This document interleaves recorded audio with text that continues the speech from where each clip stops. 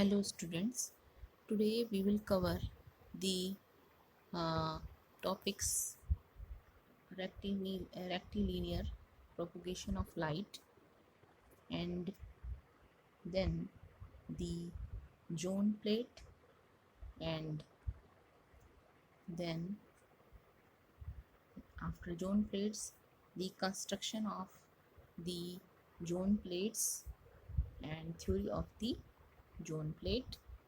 Okay, and then in last we will do a numerical and then the action of a zone plate or working of a zone plate. Okay, so today we will cover all these topics.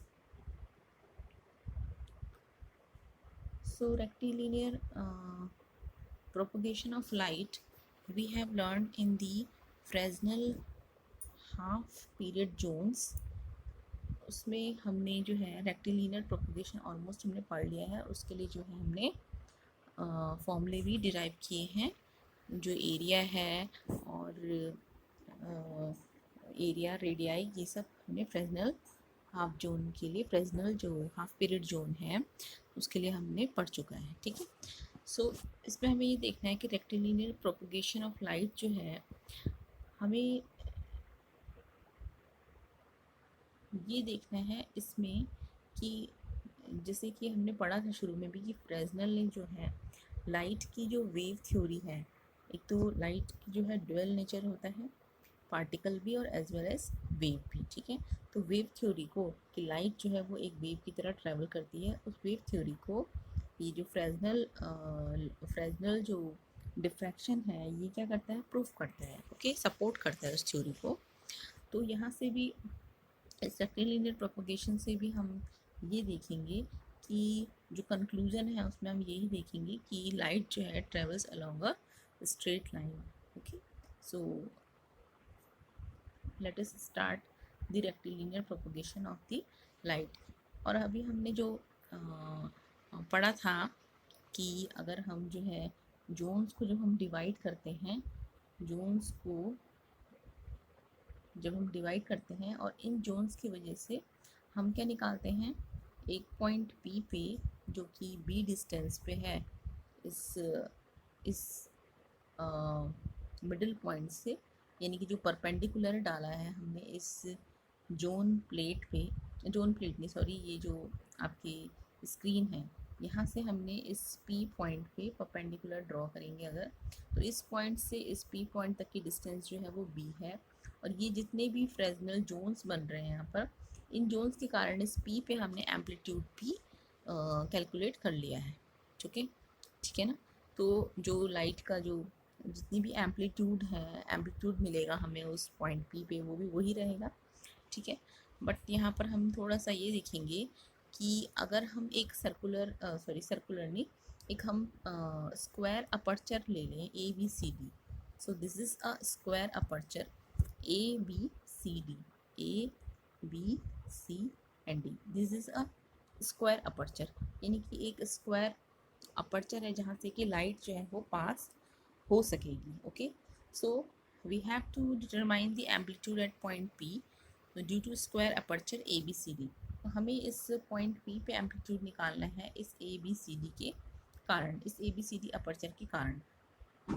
तो हम ये जो है calculate कर चुके हैं वैसे, but हमें यहाँ पर देखना है कि लाइट की नेचर कैसा है. So whole of the wave front except A B C D portion is blocked by the screen.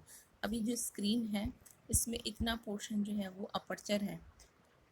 Okay, तो लाइट जब यहाँ फॉल होती है इस स्क्रीन पे तो ये वाले पोर्शन से क्या होगी, लाइट इमिट होगी. ठीक है, बाकी का जो ये पोर्शन है यहाँ लाइट का पोर्शन जो है वो क्या हो जाएगा, ब्लॉक हो जाएगा. ओके, क्योंकि हम पे क्या है, केवल इतना ही अपर्चर है, A B C D aperture. Okay, सो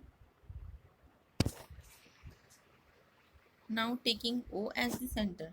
अब हमने ये जो ओ है, एक पॉइंट यहाँ A B C D aperture के बीच में हमने एक सेंटर पे एक पॉइंट मान लिया है O, and this O as the centre. So if we draw the half period zones in the incident wave front, अगर हम इस इंसिडेंट वेव फ्रंट पे, ये जो इंसिडेंट वेव फ्रंट है यहाँ पर, ठीक है, तो इस पे अगर हम क्या बनाएं, हाफ पीरियड जोन्स बनाएं, तो तब क्या होगा, then the number of the wave fronts will be quite large. तो जो number of the wave fronts होंगे वो बहुत ज़्यादा क्या होंगे, बहुत ज़्यादा होंगे। Okay, so before they intersect the edges A B B C C D and D A, जब तक वो इनको जो वेव फ्रंट हैं वो इनको इन ए बी सी डी जो एजेस हैं, ए बी सी डी जो एजेस हैं, ये A B C and D, ठीक है।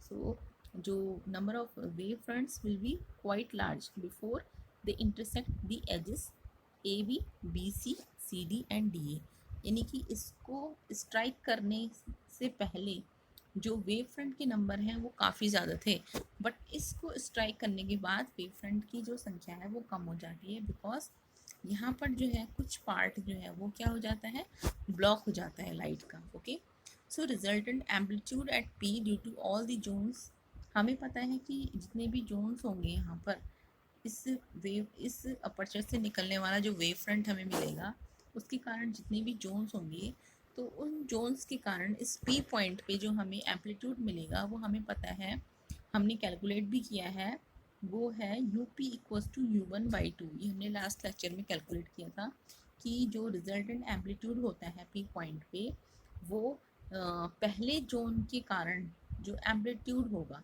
ठीक है, पहले जोन के कारण जो एम्पलीट्यूड था वो क्या था, u1, उसका क्या होगा, हाफ होगा। ओके, जो रिजल्टेंट एम्पलीट्यूड होगा वो पहले वाले जोन के कारण जो एम्पलीट्यूड है उसका कितना होता है, हाफ होता है।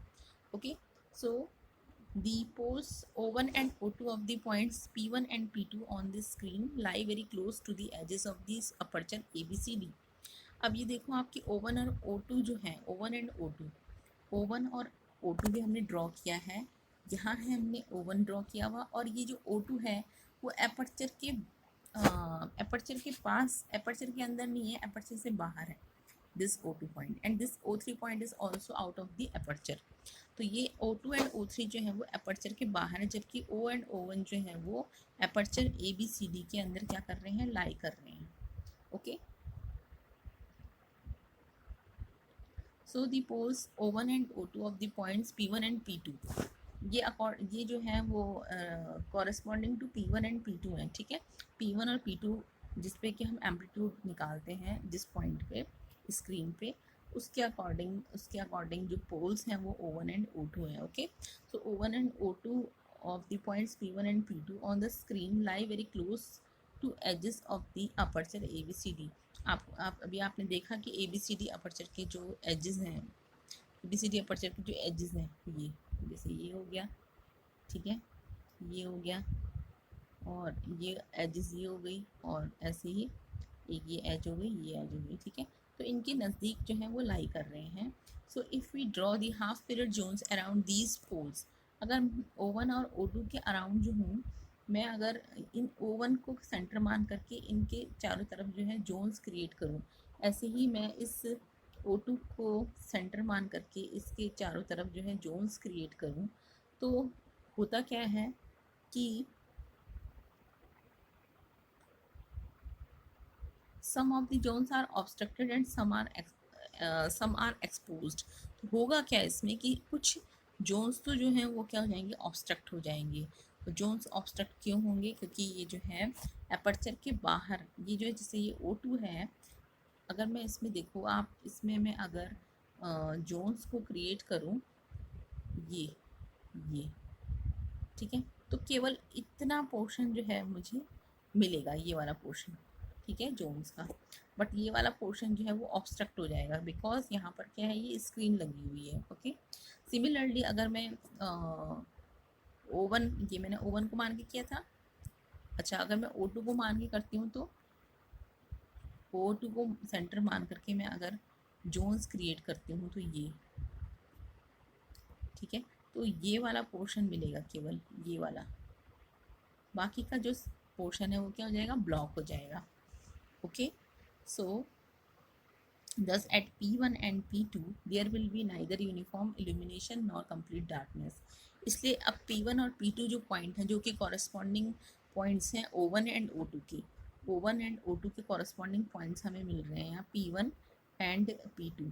तो P1 और P2 पे अब हमें जो है एक, ना तो हमें कोई ब्राइट इल्यूमिनेशन मिलेगा और ना ही हमें कम्प्लीटली जो है डार्कनेस मिलेगी। ओके, तो कुछ धुंधला सा मिलेगा। So the point P3 is well inside the geometrical shadow region and its pole is O3. So since the amplitude at a point due to zone decreases on increasing its order, all the effective zones around O3 are cut off. So क्योंकि जो O3 है वो भी shadow reason में है, geometrical shadow reason में है, क्योंकि जब आपके पास कोई अपर्चर से लाइट जो है डिफ्रैक्ट होती है तो उसका जो शेडो रीजन में है वो एज वाले जो है वो सारे जो लाइट है वो एज से होकर के जो है शेडो देती है। ठीक है, तो एज के पास है ये आपका O3, तो ये ज्योमेट्रिकल शेडो रीजन में आता है। बट हमें पता है कि जैसे जैसे जो है हम जो एम्पलीट्यूड है वो पॉइंट P पे या किसी भी पॉइंट पे जो है वो डिक्रीज़ होता है अगर हम इंक्रीज़ करें जोन का ऑर्डर। तो जैसे जैसे हम जोन का ऑर्डर इंक्रीज़ करेंगे, जो इफ़ेक्टिव जोन के कारण जो एम्पलीट्यूड होगा P3 पॉइंट पे वो क्या हो जाएगा, गायब हो जाएगा। ठीक है, so the amplitude reaching at point P3 is nearly zero and there is a complete darkness. So P3 पे जो है completely हमें क्या दिखेगा, darkness दिखेगी। So this is possible only when light travels along a straight line. ये सब कब पॉसिबल है, जब लाइट जो है वो एक स्ट्रेट लाइन के अलॉन्ग जो है वो क्या करती है, ट्रेवल करती है। सो यहाँ से हमें क्या कंक्लूजन मिला, जो रेक्टिलिनियर प्रोपोगेशन ऑफ लाइट देखा हमने, उसमें क्या है कि there is almost uniform illumination at the points whose poles lie well inside the edges of the aperture।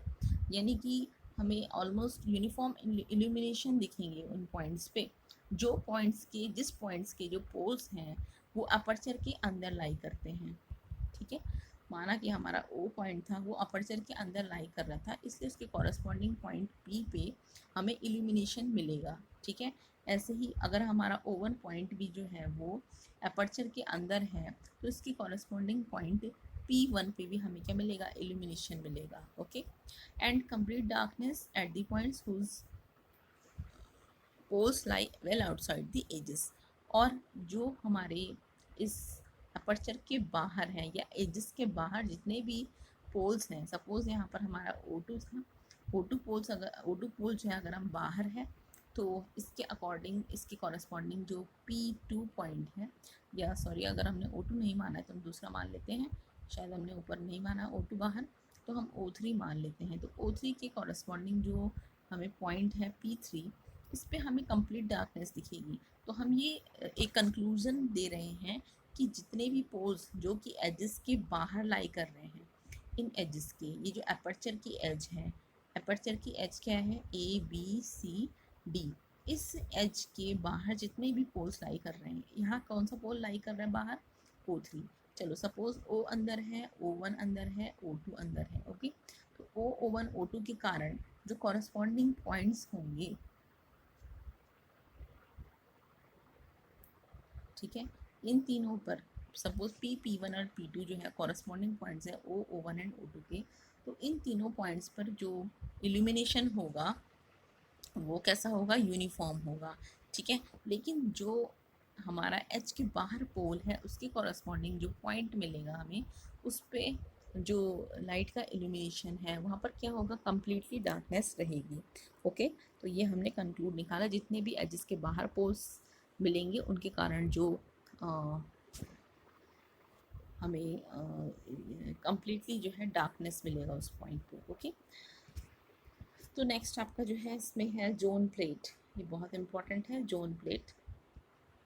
This, सो ये जोन प्लेट है क्या, this is a device use to focus the light, light को focus करने के लिए, जैसे हम convex lenses का यूज़ करते थे अभी तक, अभी जितने भी आपने जो है इंटरफेरोमीटर पढ़ा है या फिर जो जितने भी अभी आपने एक्सपेरिमेंट्स देखे हैं, ठीक है, तो उसमें आपने देखा है कि हम जो है कॉन्वेक्स लेंस लगा लेते हैं। तो कॉन्वेक्स लेंस का काम क्या होता है, टू फोकस दी लाइट, ठीक है। लेकिन यहाँ पर जोन प्लेट का काम क्या है, जोन प्लेट का काम क्या है, it is a device used to focus the light, so this is a device used to focus the light, okay. Zone plates use diffraction instead of refraction और reflection. तो जो जोन प्लेट्स होती हैं इसकी प्रॉपर्टी ये है कि ये डिफ्रैक्शन यूज़ करती है बजाय कि रिफ्रैक्शन एंड रिफ्लेक्शन की। रिफ्रैक्शन को नहीं यूज़ करती, रिफ्लेक्शन को नहीं यूज़ करती, डिफ्रैक्शन को यूज़ करती है, ओके। As in case of lenses and curve mirrors, जैसे कि लेंसेज और कर्व मिरर के केसेस में होता है, वैसे नहीं करती है ये डिफ्रैक्शन यूज़ करती है, ठीक है। जैसे हमने पढ़ा है लेंसेज और कर्व मिरर के केस में हमें रिफ्रैक्शन एंड रिफ्लेक्शन देखने को मिलता है, बट जोन प्लेट्स का जो यूज़ है वो है डिफ्रैक्शन में, okay. Third is that zone plate consisting of a large number of half period zones, ये हमको पता है जो हमने हाफ पीरियड जोन्स पढ़े हैं, तो वही जिनमें कई जोन्स हैं, ठीक है, उस प्लेट को हम कहते हैं जोन प्लेट। ऐसी प्लेट जिसमें कि कई हाफ पीरियड जोन बने हुए हों, उस प्लेट को हम कहते हैं zone plate, okay. So it is a plate that consisting of a large number of half period zones, okay. It is also called the Fresnel zone plates, ये Fresnel scientist के नाम पर, क्योंकि फ्रेजनल ने इनका जो है इंटरप्रेटेट किया इनको, इनकी जो है डिस्कवर किया इनको, इसलिए हम इसको फ्रेजनल जोन प्लेट्स के नाम से भी जानते हैं। So it is the zone plates are constructed in such a way that every alternate zone blocks the light incident on it। ये बहुत इंपॉर्टेंट है पॉइंट, बहुत इंपॉर्टेंट पॉइंट है, इसका आगे भी यूज़ है कि ये जो जोन प्लेट्स हैं ये इस तरीके से कंस्ट्रक्ट की जाती हैं, इस तरीके से बनाई जाती हैं, क्योंकि एक डिवाइस है, ओके, इसलिए इनको बनाया जाता है। तो ये जो जोन प्लेट्स हैं वो इस तरीके से बनाई जाती हैं so that every alternate zone मतलब एक के बाद जो दूसरा जोन है, अल्टरनेट जोन, यानी कि अगर मैं इस जोन की बात करूं, इस जोन की बात करूं, तो मेरा जो नेक्स्ट जोन होगा वो कौन सा होगा, ये वाला। अल्टरनेट जो नेक्स्ट जोन होगा वो कौन सा होगा, ये वाला होगा, एक छोड़ करके, ठीक है। ये भी जोन था बट इसको छोड़ करके ये वाला, तो अल्टरनेट जोन की बात कर रहे हैं हम, ठीक है, आया समझ में। और जोन्स क्या हैं वो याद है आपको, अगर हमारा जो है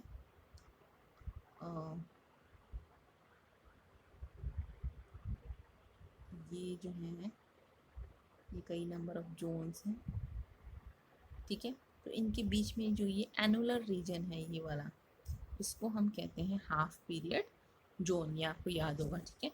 तो ऐसे ही ये वाला जो है जैसे फर्स्ट हाफ पीरियड जोन है तो ये वाला सेकेंड हाफ पीरियड जोन होगा, ये थर्ड हाफ पीरियड जोन होगा, ऐसे सो ऑन, ओके।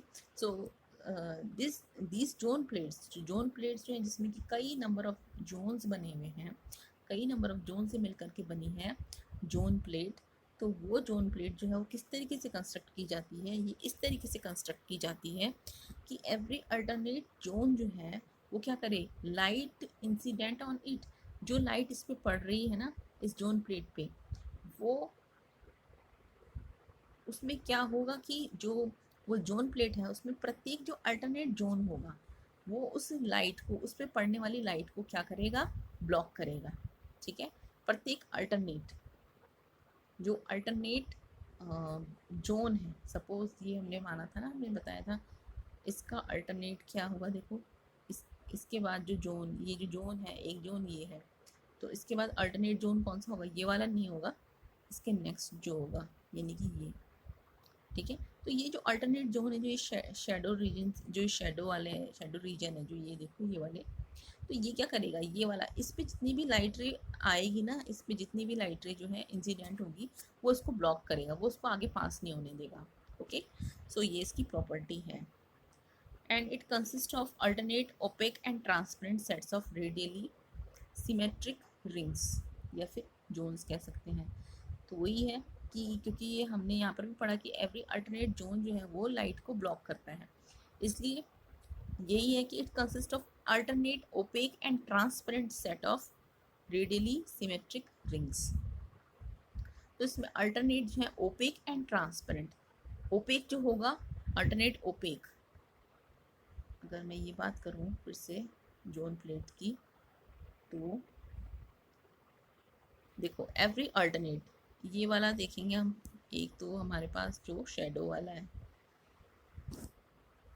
ये वाला शेडेड रीजन है, सॉरी जी शेडेड रीजन है ना, इसमें देखो दो अल्टरनेट जोन्स को मैंने शेडेड रीजन से दिखा रखा है।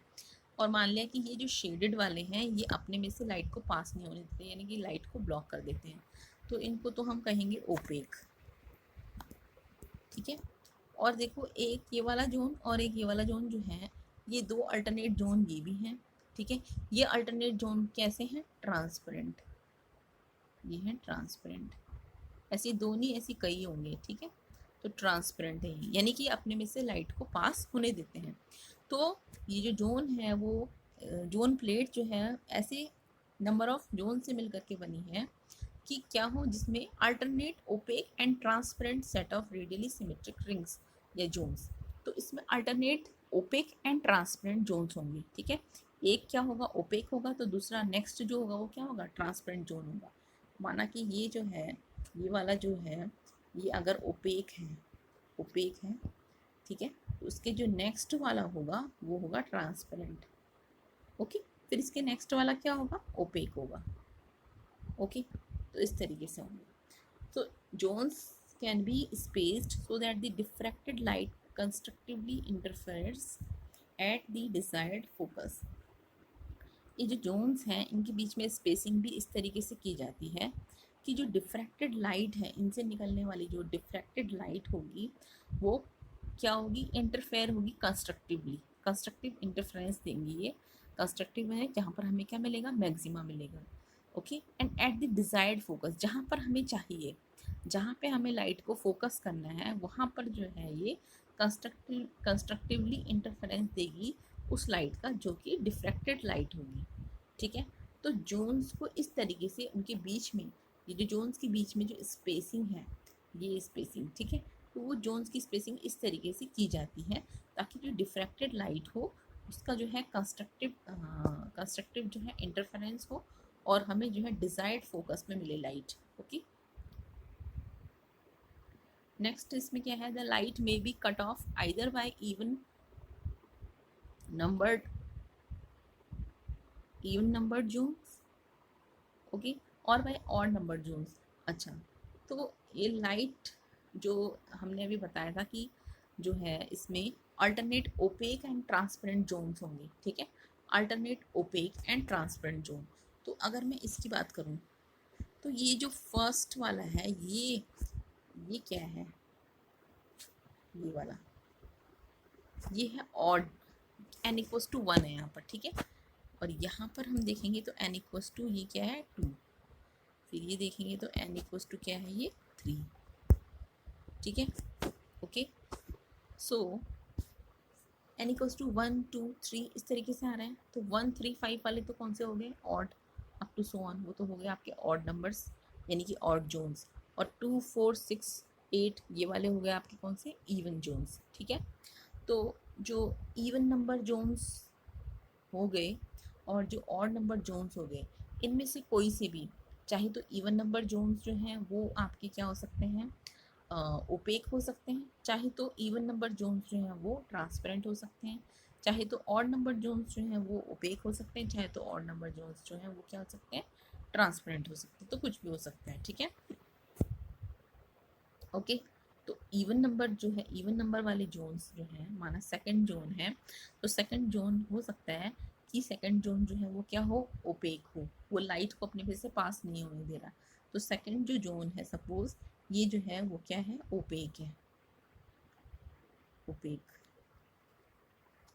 ठीक है, वो ये जो है वो लाइट को क्या कर रहा है, कट ऑफ कर रहा है। ठीक है, और इसके बाद जब जो दूसरा जो जोन होगा जो ओपेक होगा वो कौन सा होगा, इसी के बाद अल्टरनेट जोन। अल्टरनेट कौन सा, ये वाला, ये वाला। ठीक है, ये वाला जो जोन है इसके लिए n कितना है बताओ, ये यहाँ पर तो n1 है और यहाँ इसके लिए n है 2। ओके, फिर इसके लिए n 3 है और इसके लिए जो है n कितना होगा 4, तो 2 वाला 4 वाला।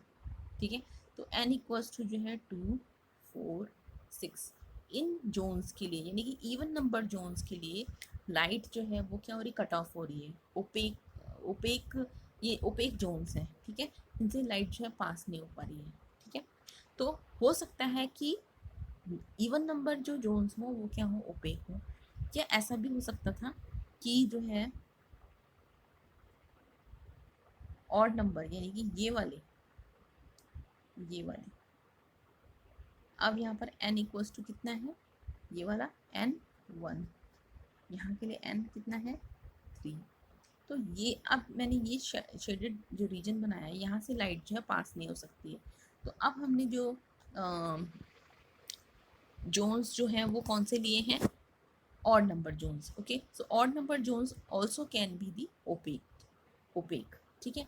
तो ऑड नंबर जोन्स भी ओपेक हो सकते हैं, यानी कि ये भी लाइट को जो है कट ऑफ कर सकते हैं। ओके, इसी तरीके से ट्रांसपेरेंट भी हो सकता है कोई भी, इवन नंबर जोन्स भी और ऑड नंबर जोन्स भी।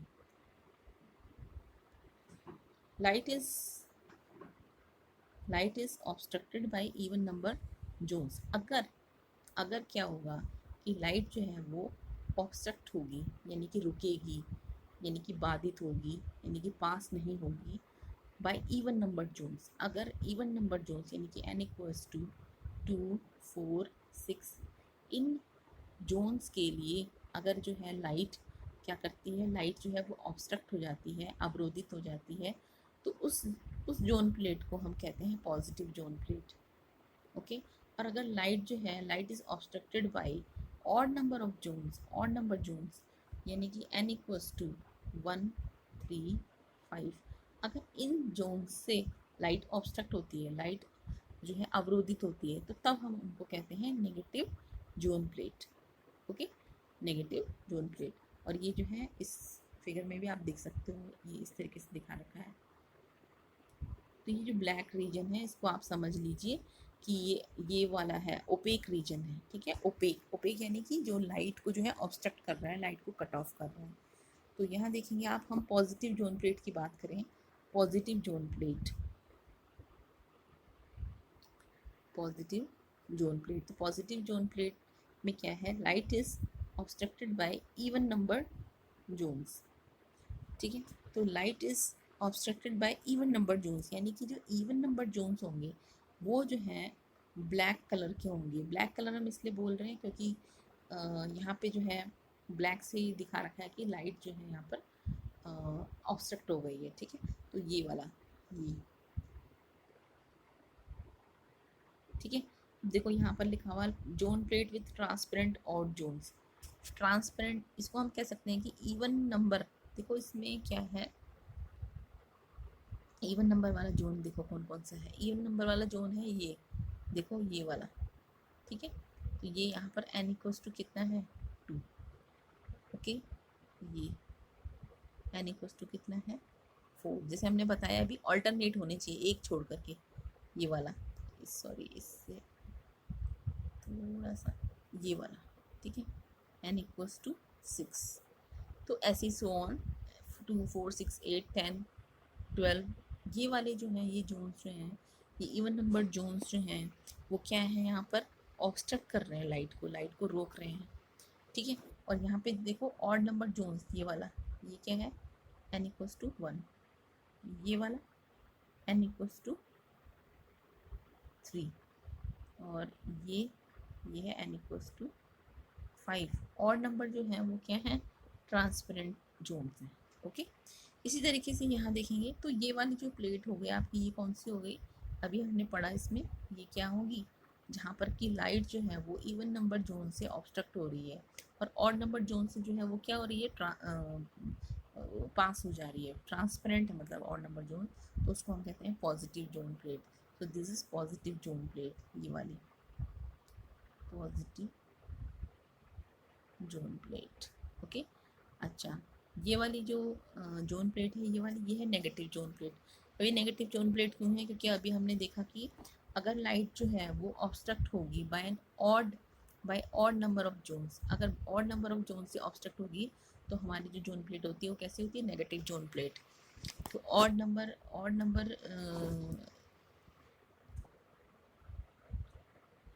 जोन से ऑब्स्ट्रक्ट हो रही है लाइट। देखो ऑड नंबर जोन कौन कौन से हैं आपकी, ये हो गया n इक्वल्स टू 1। ओके, ये है ये, ये है n इक्वल्स टू, ऑल्टरनेट होंगे, ठीक है, जितने भी एक ही टाइप के यानी कि जो ओपेक हैं तो सारे ऑल्टरनेट होंगे, यानी कि एक छोड़ करके। ये वाला आपका n इक्वल्स टू 5। तो आप देख सकते हैं जो ऑड नंबर जोन है 1 3 5, ये वाले जो जोन्स हैं वो क्या हैं, ये ब्लैक पेंट से जो है इसमें शो हो रखा है। तो इसका मतलब ये क्या है आपके, ये लाइट को पास होने नहीं दे रहे हैं, ठीक है, तो लाइट को कट ऑफ कर रहे हैं, ऑब्स्ट्रक्ट कर रहे हैं। तो this type of plates are called negative zone plate. तो ये जो प्लेट है आपकी, ये वाली ये है negative zone plate. Okay, so ये आपकी पॉजिटिव जोन प्लेट और ये हो गई आपकी negative zone plate. Okay, now the construction and theory of zone plate. So हो सकता है यहाँ पे आज पूरे टॉपिक्स कवर ना हो, बट फिर भी देख लेते हैं हम जितना हो सकता है। Construction and theory of the zone plate. So आपको पता है कि हमने रेडियाई निकाली थी हाफ पीरियड जोन्स के लिए। रेडियाई निकाली थी हमने हाफ पीरियड जोन्स के लिए, कितनी निकाली थी, ये O M N equals to under N into lambda B हमने शुरू में निकाल ली थी, ठीक है। हाफ पीरियड जोन की जो रेडियस है, तो हाफ पीरियड जोन जो है वो कई थे, हमने मान लिया था संख्या में n है। तो संख्या में जब n है तो एक जो यानी कि पहले पहले जो जोन है, हाफ पीरियड जोन है, उसकी रेडियस जो है वो r1 होगी, दूसरे जो जोन होगी उसकी r2 होगी, इसी तरीके से nवा जोन जो है उसकी रेडियस होगी rn, ठीक है। तो हम इसको जनरलाइज्ड वे में लिख लेते हैं, लिख दिया था हमने प्रूफ किया था। तो rn equals to under n into lambda B, जहाँ जो है लेमडा क्या है, wavelength of the incident light, और जो बी है वो क्या है, डिस्टेंस है जोन सेंटर की, और इस पॉइंट पी पे जहाँ पे हम एम्पलीट्यूड निकालते हैं वहाँ की जो है डिस्टेंस थी आपकी क्या, ऐसा था ना, ठीक है। तो ये डिस्टेंस थी बी। ओके, सो हम यहाँ से देख सकते हैं कि जो रेडियस है, radius of the half period zone is proportional to the under root N, यानी कि नेचुरल नंबर्स के अंडर रूट के प्रोपोर्शनल है, ठीक है। इसलिए अगर हमें सपोज एक जोन प्लेट को कंस्ट्रक्ट करना है तो हम क्या कर सकते हैं कि हम concentric circle of the radii, जिन सर्किल ऐसी कंसंट्रिक सर्किल को ड्रॉ कर सकते हैं। कंसंट्रिक माने जिन सर्कल्स का जो सेंटर है वो एक ही है, माना कि एक सर्कल ये है, ओके। तो कंसंट्रिक जो सर्किल दूसरा हो सकता है वो ये भी हो सकता है और वो ये भी हो सकता है, क्योंकि इन सब सर्कल्स का जो सेंटर है वो ये ही है, ओ पॉइंट है अगर तो यही है, ठीक है। तो इसलिए कंसंट्रिक हम सर्कल्स बना सकते हैं जिसकी की रेडियस जो है वो जिनकी सबकी उन कंसंट्रिक सर्कल्स की, वो कई सर्कल्स जो बन गए उनकी जो रेडियस है वो क्या है, स्क्वायर रूट ऑफ एन के जो है वो प्रोपोर्शनल है। स्क्वायर रूट ऑफ एन यानी कि नेचुरल नंबर का जो स्क्वायर रूट है उसके प्रोपोर्शनल है, ठीक है।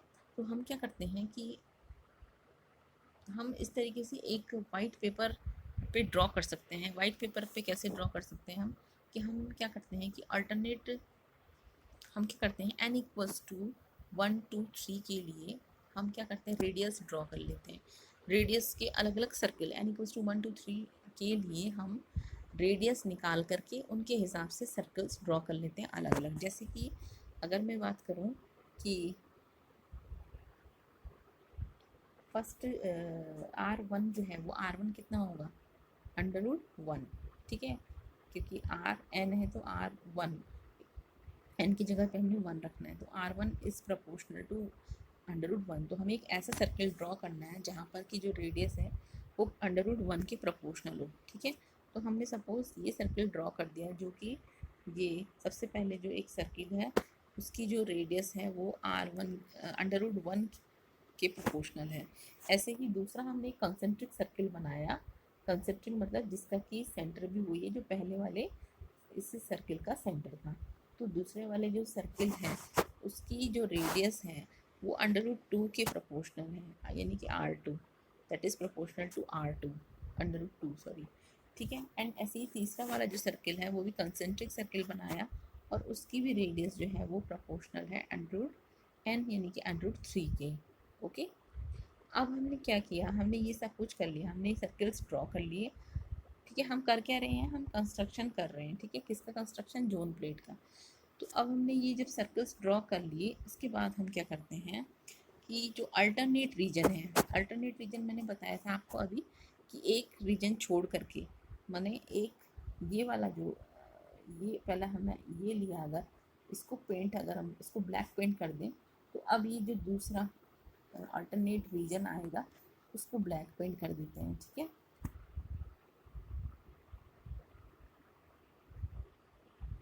ब्लैक पेंट कर देते हैं ऐसे। ओके, ये भी ठीक है। तो ये हमने ब्लैक पेंट कर दिए,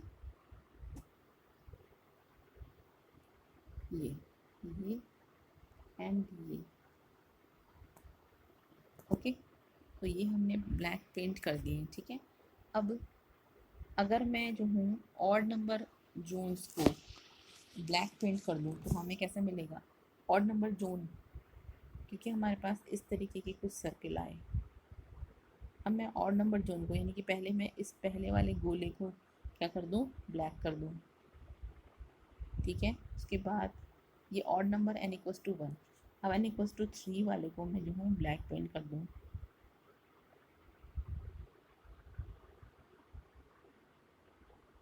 ओके, मैंने ब्लैक पेंट कर दिया ये जैसे भी है।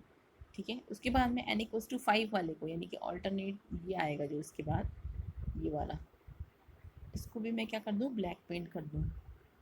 ठीक है, तो मुझे कुछ इस तरीके का फिगर मिलेगा। ओके, एंड अगर मैं क्या करूँ, इवन नंबर जोन्स को जो हूँ मैं ब्लैक इंक से पेंट कवर कर दूँ या ब्लैक पेंट कर दूँ इवन नंबर जोन्स को, तो तब मुझे कैसा डायग्राम मिलेगा।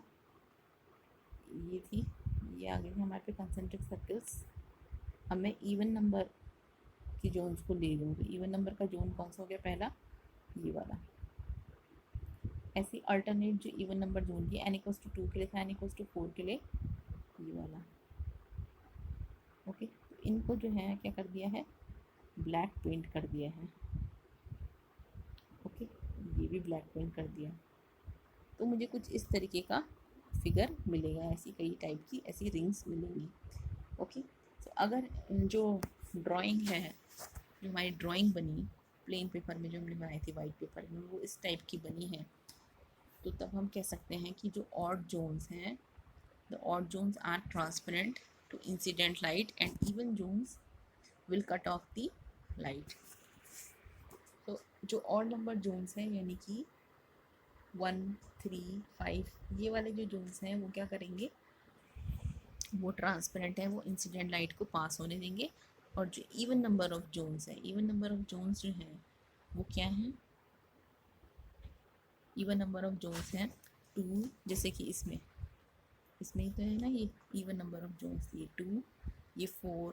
ठीक है, तो ये क्या कर रहे हैं, लाइट को क्या कर रहे हैं, कट ऑफ कर रहे हैं, यानी कि लाइट को ऑब्स्ट्रक्ट कर रहे हैं। ओके, तो अगर वो मैंने तब बताया, अगर हमें इस तरीके की फिगर मिलेगी। ओके, अगर हमें इस तरीके की फिगर मिली तो तब जो है उसके लिए हम ये लिख सकते हैं कि कौन सी जोन्स जो हैं, कौन सी जोन्स जो हैं वो क्या कर रही हैं, ऑब्स्ट्रक्ट कर रहे हैं लाइट को, कौन सी जोन्स जो हैं वो लाइट को पास होने दे रही हैं। Okay, so if such a plate is held perpendicular to an incident beam of light and a screen is moved on the either side to get the image, it will be observed that maximum brightness is possible at some position of the screen, say b centimeter from the zone plate. So XO is the upper half of the incident plane wavefront. Okay, तो अगर हम ऐसी plate को जो है perpendicular रख लें incident beam के साथ, इंसिडेंट बीम ये है, और ऐसी एक प्लेट ले लें हम, जैसे कि हमने जोन प्लेट बनाई है, तो अभी मैं इसको ब्लैक और वाइट ऐसे नहीं कर रही हूँ। ठीक है, तो मैं इसके परपेंडिकुलर रख दे रही हूँ इस जोन प्लेट को, इस लाइट इंसिडेंट लाइट है इसके जो है परपेंडिकुलर रख दे रहे हैं। Okay, and screen is moved on the either side to get the image. ठीक है, और स्क्रीन पे अगर हमें इमेज मिल जाए तो it will be observe that maximum brightness is possible at some position of the screen. तो जो मैक्सिमम ब्राइटनेस है वो किसी किसी पोजीशन पे जो है हमें स्क्रीन पे देखने को मिलती है, से 20 centimetre from the zone plate. Suppose zone plate से जो है 20 सेंटीमीटर दूरी पर देखने को मिलती है। ओके, सो XO अगर जो है अपर हाफ है इंसिडेंट प्लेन वेव फ्रंट का, प्लेन इंसिडेंट प्लेन वेव ये जो इंसिडेंट लाइट रेज आएंगी उनको मैं अगर सामने से देखूँ यहाँ से, ठीक है, तो मुझे ये कैसा मिलेगा, एक प्लेन वेव फ्रंट की तरह मिलेगा, प्लेन वेव फ्रंट की तरह मिलेगा, ठीक है। तो अगर वो जो एक्स ओ है वो अपर हाफ हो ऐसी प्लेन वेव फ्रंट का, X O is the upper half of the incident plane wave front, then क्या होगा, ये कुछ इस तरीके का डायग्राम होगा, ये वाला, ठीक है। ये जो एक्स ओ है वो केवल इस प्लेन वेव फ्रंट के ऊपर अपर हाफ वाला पोर्शन ले रहे हैं हम, केवल इतना वाला। यहाँ पर हमें कैसे देखने को मिलता है, ठीक है। So at point P light intensity is to be considered. तो लाइट इंटेंसिटी जो हमें इस पॉइंट पी पे निकालनी है, okay. So O M one जो है हमारा, अच्छा यहाँ पे आप देख रहे होंगे कि O M1 यहाँ खुला है, यानी कि लाइट जो है यहाँ से पास हो रही है, ठीक है, जबकि M1 M2 जो है वो ऑब्स्ट्रक्ट कर रहा है, लाइट को जाने नहीं दे रहा है। ऐसे ही M2 M3 आप देखिए, M2 M3 खुला है, यहाँ से लाइट को पास होने दे रहा है, इस तरीके से M3 up to so on, ठीक है। So at point P light intensity is to be considered and OM1 equals to R1। OM1 क्या होगा हमारे पास, R1 पहले जो जोन है उसकी रेडियस, इसी तरीके से OM2 क्या होगा, दूसरे जोन की रेडियस, इसी तरीके से सो ऑन। तो these are the radii of the zones. So R1 equals to हमारे पास क्या होता है, R equals to RN equals to होता है NB लैम्डा का अंडर रूट, ओके। तो R1 जो है हमारे पास आ गया B lambda, R2 2B lambda, RN equals to N under root NB lambda. So we can say that B is equal to RN square, यहाँ से B इज इक्वल टू, इसको हम कर सकते हैं इधर, ये अंडर रूट को इधर ले जा लो आप, तो ये हो जाएगा RN square equals to NB lambda. तो यहाँ से B की वैल्यू निकाल लेंगे तो RN square upon N lambda, so Rn square upon N lambda। so if the source is at a large distance from the zone plate, अगर source जो है वो बहुत ज़्यादा लार्ज डिस्टेंस पे है जोन प्लेट की, ये जो जोन प्लेट हमारे पास है, सोर्स जो है वो बहुत ज़्यादा डिस्टेंस पे है, ठीक है, जो इस पर दिखा भी नहीं सकते हैं स्क्रीन पे, तो सोर्स बहुत ज़्यादा डिस्टेंस पे है, अगर a bright spot will be obtained at P, तो एक P पे जो है एक ब्राइट स्पॉट मिलेगा, and as the distance of the source is large, जैसे जैसे जो है डिस्टेंस जो है वो सोर्स की बढ़ती जाएगी, the incident wave front can be taken as a plane wave front with respect to the smaller area of the zone plate. तो एक छोटे से जोन प्लेट की जो एक एरिया के रिस्पेक्ट में हम जो ये वेव फ्रंट है इंसिडेंट लाइट का, वो एक प्लेन वेव फ्रंट की तरह देख सकते हैं, okay. So even number of Jones cut off the light, hence अगर इवन नंबर ऑफ जोन्स जो हैं वो लाइट को ऑब्स्ट्रक्ट कर रहे हैं, लाइट को कट ऑफ कर रहे हैं, तब रिजल्टेंट एम्पलीट्यूड जो होगा एट पॉइंट P, इस वाले फिगर में इस पॉइंट P पे, ये इस पॉइंट P पे, क्योंकि जो इवन नंबर ऑफ प्लेट है, यहाँ पर देखेंगे आप even number of zone, sorry even number zone आप देख रहे हो, ये वाला जो जोन है ये है फर्स्ट, एंड ये वाला जो जोन है वो है सेकंड, सॉरी सेकंड, ठीक है, एंड ये वाला जो जोन है वो है थर्ड। तो आप देख रहे हो जो इवन नंबर जोन यानी कि सेकंड वाला, इसके बाद ऊपर वाला जो आएगा ये सॉरी ये जो है थोड़ा सा गड़बड़ हो गया है, ये और ये वाली डिस्टेंस जो है ये तो आपका 2 हो गया और ये हो गया 3, एंड इसके बाद जो है आपके पास आएगा 4। तो इवन नंबर ये देख सकते हैं आप, even number 4 and even number ये 2, ये जो है लाइट को ऑब्स्ट्रक्ट कर रहे हैं, ठीक है। तो वही है कि इवन नंबर ऑफ जोन जो है वो लाइट को ऑब्स्ट्रक्ट कर रहे हैं, तो रिजल्टेंट एम्पलीट्यूड जो होगा P पॉइंट पे वो कितना होगा, UP equals to U1 plus U3 plus U5 plus up to UN। ये हमने ऐसे क्यों लिखा, क्योंकि हम तो पहले रिजल्टेंट एम्पलीट्यूड जब निकाल रहे थे लास्ट लेक्चर में, तब हम U1 minus U2 plus U3 minus U4 ऐसे करके ले रहे थे, इस तरीके से ले रहे थे हम, है ना, इस तरीके से ले रहे थे। तो हम इसके लिए लिख लेते हैं U1 है, तो इसके लिए लिख लेते हैं हम माइनस U2, इसके लिए लिख लेते हैं U3 है, तो इसके लिए लिख लेते हैं माइनस U4। ठीक है, क्योंकि एक जो है वो एक दूसरे के क्या है, अपोजिट फेज में होता है। लेकिन यहाँ पर जो अपोजिट फेज वाला है यानी कि 2, 4 एंड 6 ये तो हमने लिए ही नहीं। क्यों नहीं लिए? क्योंकि हमें पता है कि जो इवन नंबर जोन्स हैं, इवन नंबर जोन्स के कारण जो लाइट है वो ऑब्स्ट्रक्ट हो रही है ये और ये। ठीक है, लाइट पहुँच ही नहीं पा रही पी पॉइंट तक, इसलिए हमने उनके द्वारा जो एम्पलीट्यूड बनाया गया होगा वो नहीं लिया। उनके द्वारा एम्पलीट्यूड ही नहीं बनाया गया है, क्योंकि जब लाइट वहाँ से ऑब्स्ट्रक्ट हो गई है इवन नंबर जोन से, तो आप देखिए कि उनको जो है हम एम्पलीट्यूड क्या ले लेंगे, 0 ले लेंगे। तो U1 plus U3 plus U5 plus up to UN। Okay, लेकिन अगर सारे जोन्स जो हैं वो ट्रांसपेरेंट है, जैसे हमने पहले भी पढ़ा था कि सारे जोन्स से जो है लाइट आ सकती है, ये सारे जो है जोन्स जो बने हुए हैं यहाँ से लाइट आ सकती है। ऐसा कोई भी जो है शेडेड नहीं है या फिर कोई ओपेक नहीं है, या सारे के सारे ट्रांसपेरेंट हैं अगर जोन्स, तो तब हमें पता है ये होता है एम्पलीट्यूड पी पॉइंट पे। ये हमने निकाला भी था कल लास्ट लेक्चर में। तो U1 minus U2 plus U3, और इसकी वैल्यू जो है वो कितनी होती है, इसकी वैल्यू होती है कितनी, UP इक्वल्स टू U1/2। ठीक है, रिजल्टेंट एम्पलीट्यूड जो हमने कल निकाला भी था कि पहले वाले जो जोन है उसके कारण जो एम्पलीट्यूड होता है उसका हाफ होती है।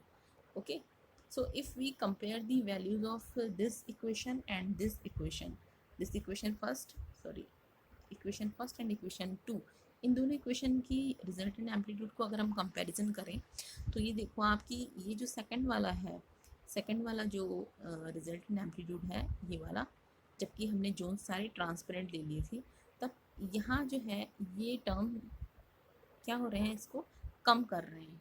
U2 माइनस है, U4 माइनस है, U6 भी, यानी कि इवन टर्म्स जितने भी हैं वो क्या कर रहे हैं, ये वो क्या है, नेगेटिव है।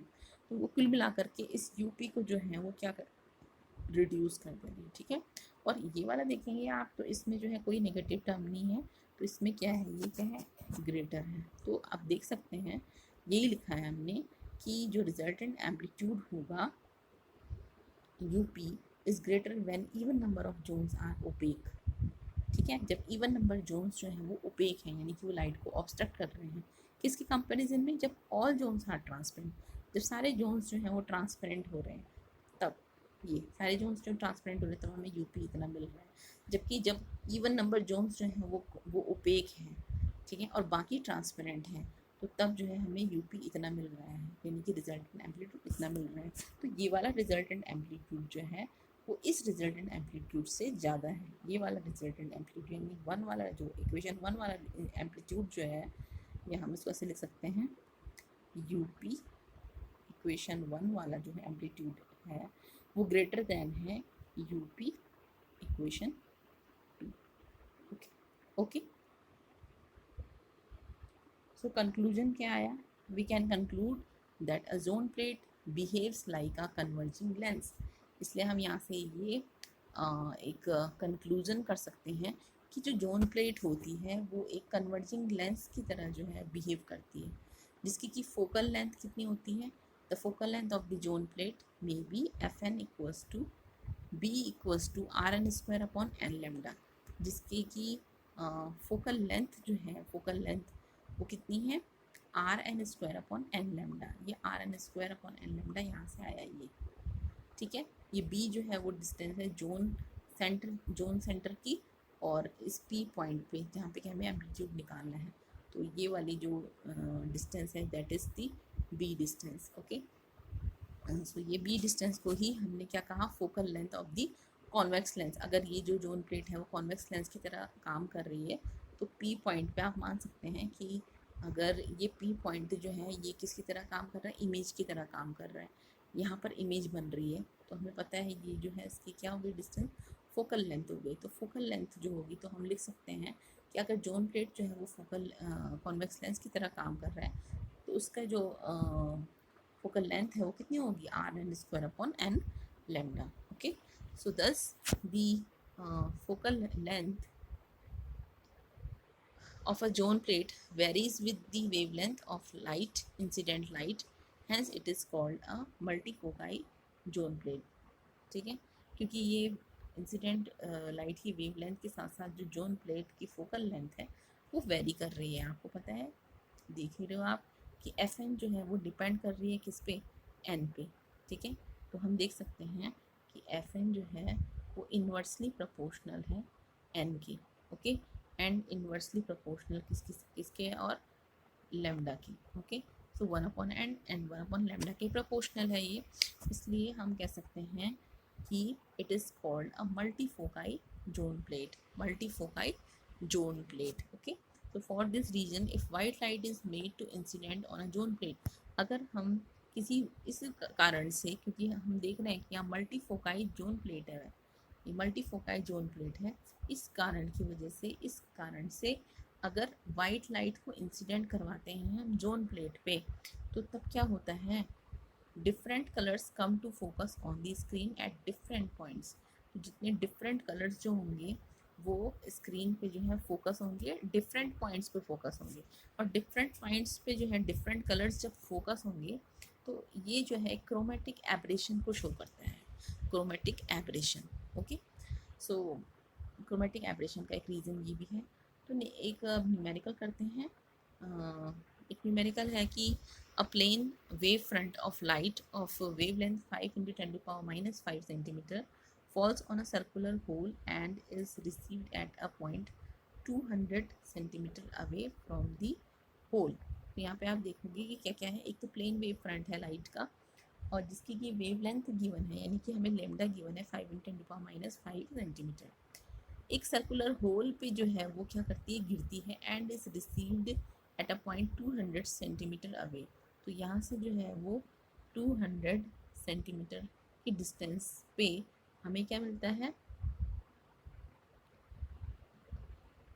एक प्लेन वेव फ्रंट हमें यहाँ पर मिलती है, ओके, यानी कि इमेज समझ लो आप एक तरीके से। तो ये पूछा है कि calculate the radius of the hole so that the amplitude of light on the screen is 2 times the amplitude in the absence of the hole।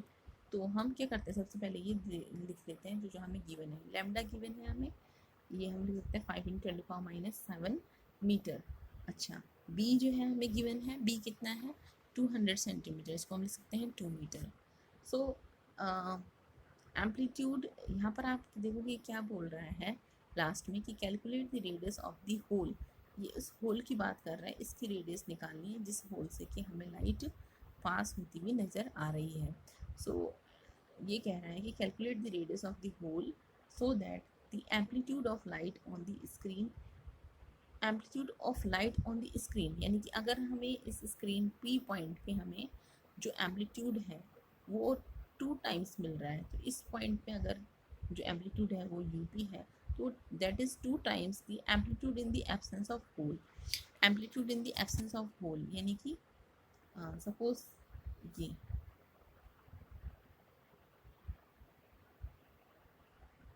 Sorry ये होगा आपका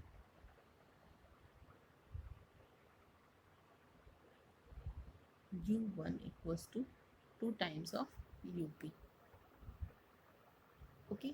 सो हमें रेडियस ऑफ द होल निकालना है, so radius of the hole जो होगा हमारा वो क्या होगा, रेडियस जो है होल का क्या होगा, ये होगा फर्स्ट जो जोन है, फर्स्ट हाफ पीरियड जोन है उसकी radius. First half period zone की रेडियस कैसे निकलेगी, आर एन जो है वो होता है √n बी लैम्डा, ओके। तो हमारा जो R1 है वो कितना हो जाएगा, √b लैम्डा। तो √b लैम्डा से आप निकाल सकते हो आराम से, √b lambda equals to 2 × b lambda. तो b कितना है हमारे पास, इतने 200 सेंटीमीटर को मीटर में चेंज कर लिया, 2 मीटर, और लैम्डा जो है हमारे पास 5 × 10⁻⁵ सेंटीमीटर है, तो इसको चेंज कर लिया 5 × 10⁻⁷ metre. So √b lambda, that is √2 × 5 × 10⁻⁷.